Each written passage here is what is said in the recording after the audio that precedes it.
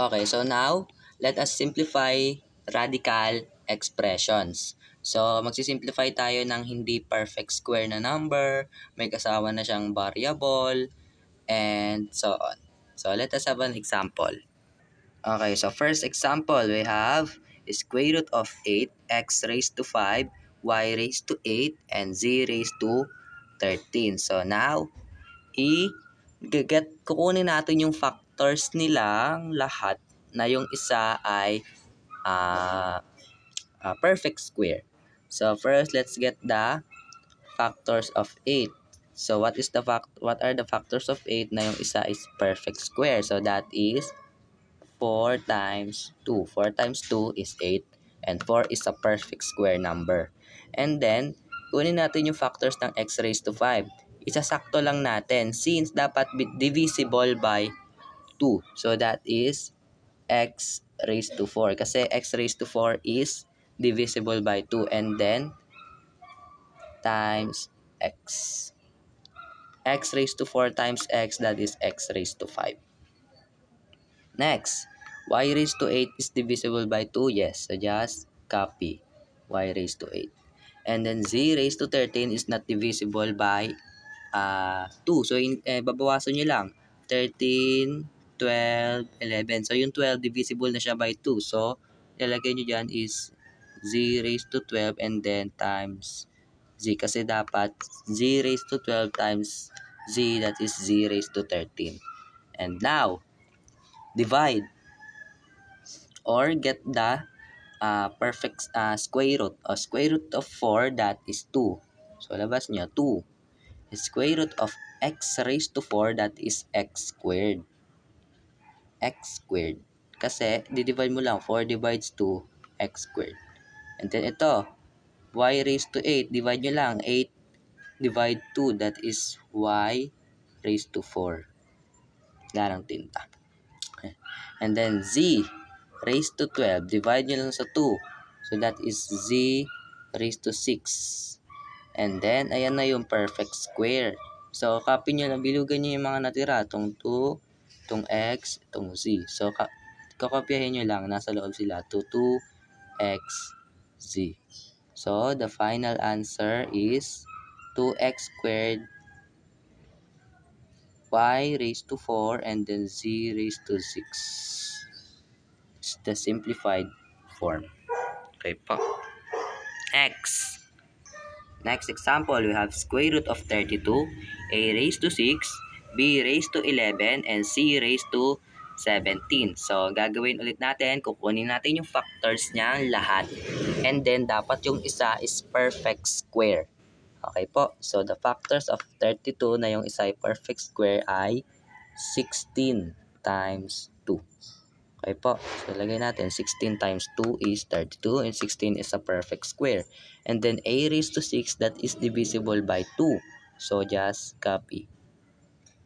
Okay po. Depende kasi kung ano yung index. Kung yung index natin ay 2, so dapat divisible by 2 yung kukunin yung factors. Kung 3 yan, divisible din naman by 3, so pwede na yan. So, b raised to 11, that is divisible by 2. No, so babawasan nyo. 11, 10. So, 10, divisible na siya by 2. So, lalagay nyo b raised to 10 times b. Maglalagay kayo ng isa pang b. And then yung 17, divisible ba siya by 2? No. 17, divisible ba siya by 2? No. So, babawasan nyo ulit. 17, 16, ayun na. Divisible na siya by 2. So, c raised to 16 times c. Okay, now, simplify. Kunin nyo yung mga may perfect square. Square root of 16, 4. Square root of a raised to 6, that is a cube. Di-divide nyo lang yung exponent sa 2. 6 divides 2, that is 3. Now, to b raised to 10, that is b raised to 5. 10 divides 2 lang yan. And then c raised to 16. Square root yan is c raised to 8. Di-divide nyo lang ulit sa 2. 16 divides 2, kaya naging 8. And then yung mga natira, bilugan nyo para di kayo malito. That is 2bc. So, yun yung mga nasa loob.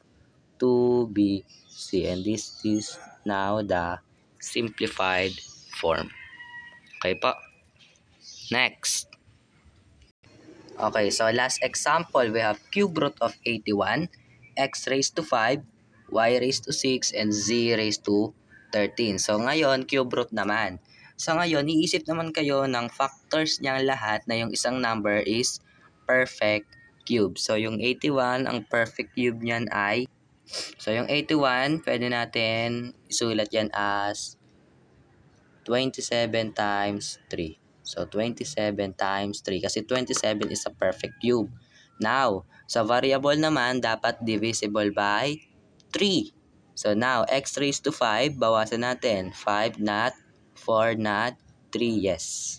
So, lalagyan natin x cube times yung natira, x squared. Okay po. Now, sa y raised to 6, divisible by 3, yes. So, kopyahin nyo lang, y raised to 6. Yung z raised to 13, divisible ba siya by 3? Hindi. So, bawasan natin. 13 not, 12 hindi. Yes, divisible by 12 pala, sorry. So, copy na natin z raised to 12 and then, isa pang z kasi dapat yung factors nun. Okay po, now, let us now simplify. Cube root of 27, that is 3. And then cube root of x cube, that is just simply x. Kasi di-divide mo 3, divide 3, that is just simply x. Now, y raised to 6, cube root of y raised to 6, that is y squared. Kasi 6 divides 3, that is 2. Now, z raised to 12, cube root of z raised to 12, that is 12 divides 3, that is just 4. Okay po. And then, yung mga natira, bilugan nyo. So, ito yung 3x squared and then z. So, lalagay nyo lang yan sa loob ng radical sign. Kopyahin nyo lang. So, you have 3x squared z. So, this is now the simplified form. So, ganyan lang po kadali mag-simplify ng radical expressions. You're going to get the factors. Dapat yung isa ay perfect square or depende sa index. And then, yung sa variable naman, dapat divisible siya based sa index. Okay po.